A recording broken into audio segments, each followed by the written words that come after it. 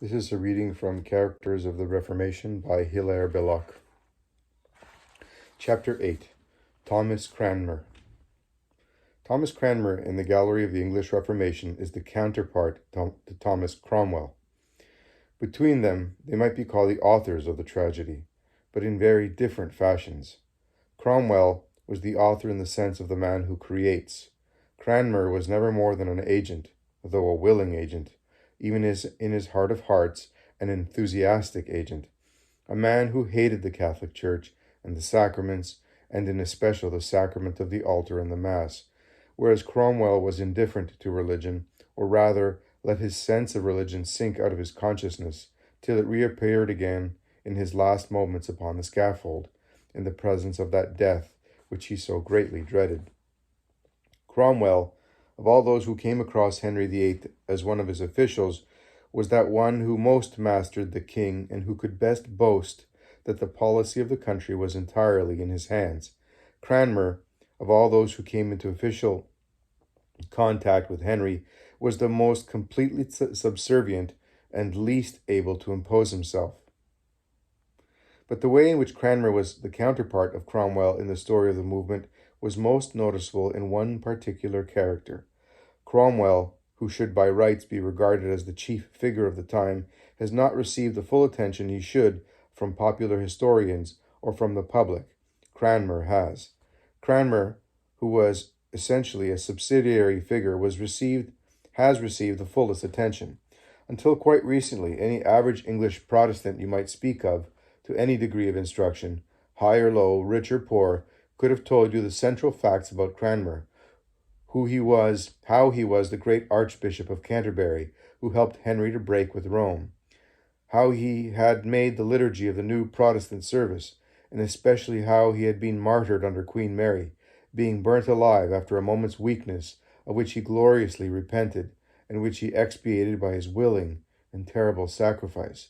Especially was one story remembered as one of the principal and popularly traditional things in English history, how he thrust into the fire when it was being burnt the hand which had signed the recantation, saying, "This was the hand that did it."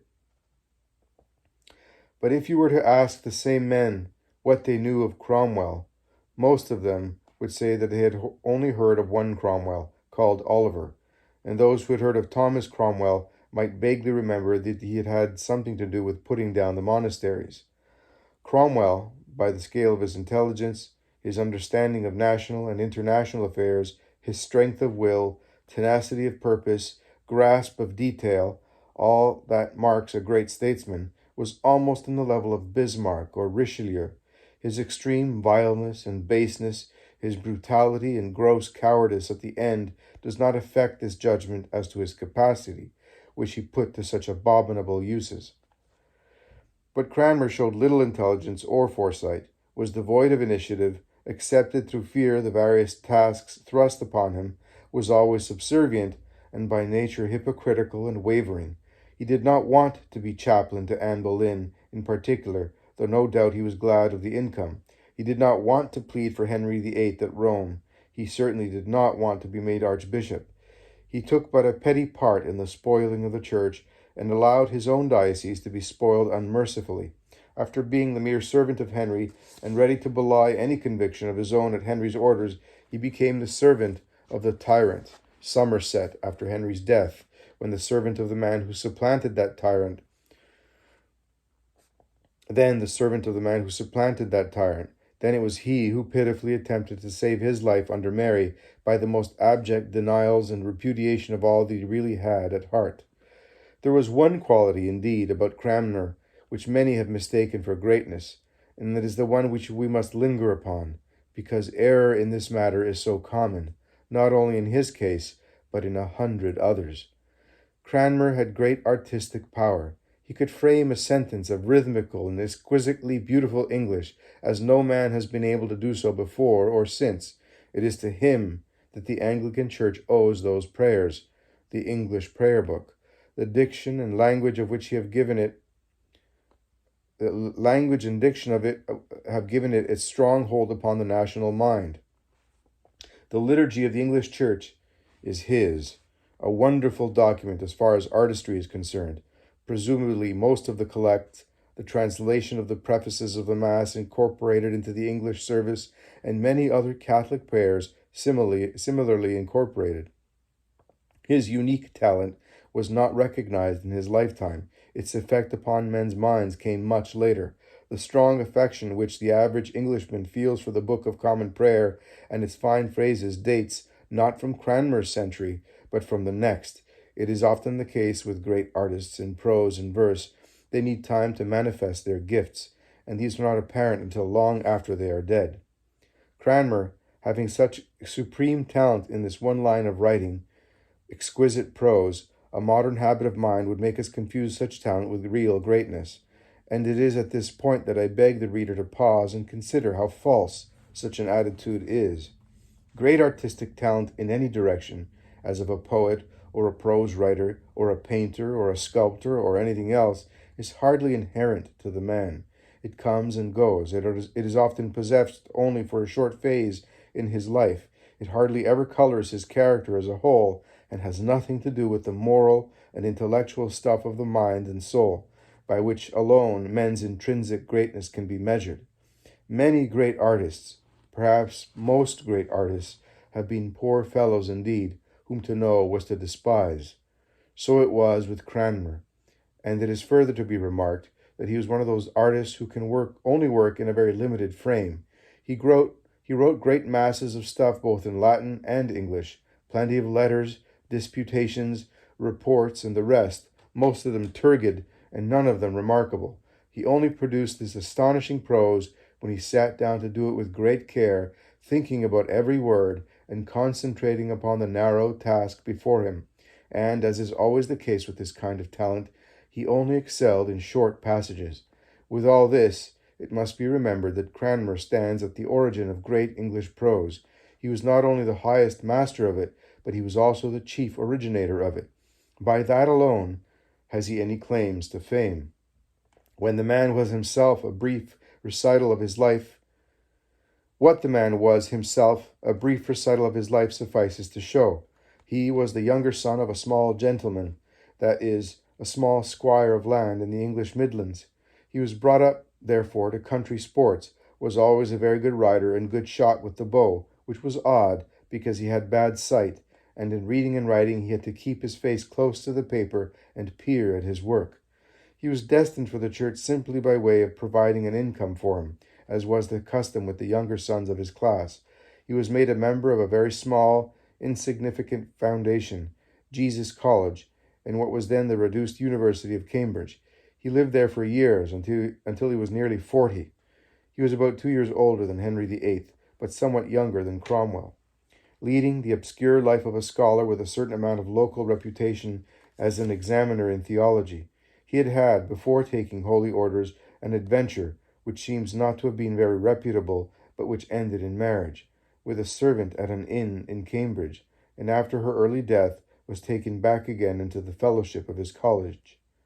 The violent movement which had begun as criticism partly scholarly and partly theological of clerical corruption, and which soon turned into revolt against the church, laid hold of a small but very active minority in Cambridge, while he was passing there through early manhood to middle age. But though he certainly sympathized with all attacks upon Catholicism, for he had begun to hate the religion of his upbringing, yet he was too timid to give any active expression to his feelings, for all the official world of England was strongly orthodox, and even after the break with Rome, Henry, as we know, insisted upon the teaching of full Catholic doctrine in everything but the papacy, and on the Mass and the sacraments and everything else in the general life of a Catholic people. Cranmer was at Cambridge when Erasmus was beginning his work there, but he seems not even to have met Erasmus. He was there when Barnes preached his famous revolutionary sermon. He was there when all the small groups of enthusiastic religious revolutionaries were running their risks, but he himself ran no risk at all. What brought him into prominence was the fact that two men in whom Henry placed great reliance, Gardiner, a man of great capacity whom Wolsey had made important and who was Secretary of State to Henry, and Fox, Gardiner's right-hand man, recommended him to the king. They were both Cambridge men and thus knew of Cranmer, They were certainly acquainted with the fact that he could write, and with his local reputation for reading and theology, and power to argue theological points. When, therefore, Cranmer, in a private conversation, supported the idea of appealing to the universities of Europe against the Pope, an idea which he did not originate, it had already been discussed for 2 years, Henry sent for him and bade him drop a brief or an argument in favor of his divorce. At the same time, Cranmer was put to live in the Boleyns household, but it seems probable from a phrase of Cardinal Pole's that he already had some connection with the Boleyns before then. At any rate, he became Anne Boleyn's chaplain, and is sent to Rome to plead the cause of the divorce before the Holy See. And then, when it became clear that Anne would never get rid of her legitimate rival, Queen Catherine, by papal decision, and that she must rely upon an English prelate of Henry's to pronounce the divorce, Cranmer, insignificant though he was, became her obvious candidate for the primacy of England, that is, the Archiepiscopal See of Canterbury. Now, at that moment, anything that Anne Boleyn wanted to happen in England did happen. The aged and saintly Archbishop Wareham conveniently died in the year 1532, and Cranmer, having hurriedly sent from Italy, was made Archbishop. He was made Archbishop as a Catholic, in full communion with Rome, and by leave of Rome, and took the oath of allegiance to the Pope. But he was put up to make a private declaration that he would perjure himself if necessity arose, since he did not regard his oath to the Pope as binding against the interests of the king. This, of course, was kept secret. Cranmer then proceeded, at the orders of the king, to pronounce Henry's marriage with Catherine null. He was further ordered to crown Anne Boleyn as queen when her child Elizabeth was born. He baptized her and stood godfather to her. Later, when Henry got tired of Anne Boleyn, Cranmer speedily turned against this woman to whom he owed all his promotion and position, and in whose household he had been nourished. Wormed out of her by feigned friendship, some sort of admission of guilt, and betrayed her to Henry. His miserable weakness and subservience was thus guilty of her blood. After that, he did his best to help Cromwell secretly in the undermining of Catholicism in the country. He was particularly instrumental in deceiving the king over the new English translation of the Bible, which the king was assured was orthodox, though the most essential words had been mistranslated so as to give Scripture, and particularly the New Testament, a Protestant sense. But he abandoned Cromwell just as he had abandoned Anne Boleyn, cringing to Henry when Cromwell fell into disfavor. When Henry's later young wife, Catherine Howard, he played exactly the same trick he had played with Anne Boleyn. Catherine Howard represented the strongly Catholic faction, and it was Cranmer who gathered the denunciations against her, who wormed out a confession by feigned friendship and promises of forgiveness exactly as he had done in the case of Anne Boleyn, and he was guilty of Catherine Howard's blood as he had been guilty of Anne's. So long as Henry lived, he dared not say anything openly against the Catholic Church. He continued to say Mass with all the due pomp and ceremony, much as he had come to loathe the Holy Sacrifice and the Blessed Sacrament. He sent away the German wife, whom he had secretly married, because Henry would not have a married clergy. Up to the very day of the king's death, he played the part of Orthodox Archbishop, Catholic in all save the schism with Rome. The moment Henry was dead, the gang who began to loot the church still further, and to try and impose Protestantism upon England under Somerset, the protector of the young child upon the throne, found in Cranmer a willing helper. As I have said, when, within that gang, one tyrant proposed to oust another, he always followed the winning side. During those 6 years which saw the first attempted extirpation of the Mass, and the rebellions of the people all over the place in defense of their religion, Cranmer was active in defending the tyranny and framing the new Protestant English service which was to replace the immemorial sacrifice. His name comes first in the list of those who proposed to make Lady Jane Grey queen in order to keep out the legitimate heiress, Mary. Then, when Mary was triumphantly brought into power on a wave of popular enthusiasm for her and for the Church, he makes abject apology in order to save his life. But at that moment he was stung into the single action, the only one in his career which shows but slight and hesitating courage. He strongly denied in private that he had ever said Mass at the Queen's orders. Men, knowing his wretched character, had taken it for granted that he would veer round once again. The report annoyed him, and he therefore wrote this private protest, but he had not the courage to publish it. It was published in spite of him. He was thrown into prison, tried for heresy, convicted, and deposed. During his trial, he shifted and wriggled perpetually, trying best he could to get out of the position to which his flagrant recent acts had led him. For he had not only worked with all his might to destroy the Mass in England, but had actually drawn up a code of laws by which men should be punished with death for accepting the sacrament of the altar. Thus, when he had been degraded from his episcopal office and function and condemned, he saw, too late, that they might really intend to put him to death, though hitherto to execute an archbishop for heresy was a thing unheard of. He therefore made one recantation after another in the hope of saving his life. Though these recantations became stronger and stronger as he went along, until at last he wrote out and published one of great length, in which he stretched to the utmost his professions of remorse and penitence. He threw himself upon the divine mercy, declared he was not worthy to live, said he deserved his fate, especially as he had led so many into error, and compared himself to the penitent thief on the cross, declaring that he could rely upon nothing but the infinite charity of Christ for such a case as his. Up to the last moment he did not know whether these protestations of his had been effectual or not in deceiving the authorities. On the day fixed for the execution, he was taken to St. Mary's Church in Oxford for his recantation to be made as public as possible, and for a sermon to be preached upon it. The rule was, of course, that on such public recantation, the prisoner for heresy was pardoned, and Cranmer had his recantation all ready to read, but while he sat there listening to the sermon preached about him, there came a phrase in that sermon which suddenly destroyed his hopes. The preacher had been told by the government to announce their decision that they could not pardon Cranmer after all. He then did a dramatic thing. He went up to read his recantation, but at the most critical point in it suddenly declared that all he had said in favor of the Church and against his former errors was insincere, and had merely been said in order to save his life. Now that he had to die anyhow, he would confess that he was utterly opposed to the Catholic system and the papacy and all the rest of it. There was a great hubbub in the church, in the midst of which the little old man, still very vigorous, though grown bald and nearly blind, he was not far from 70 years of age, ran through the rain with the congregation and the street mob at his heels, came out by the north gate of the city, and was clasped to the stake which stood in front of the Balliol College.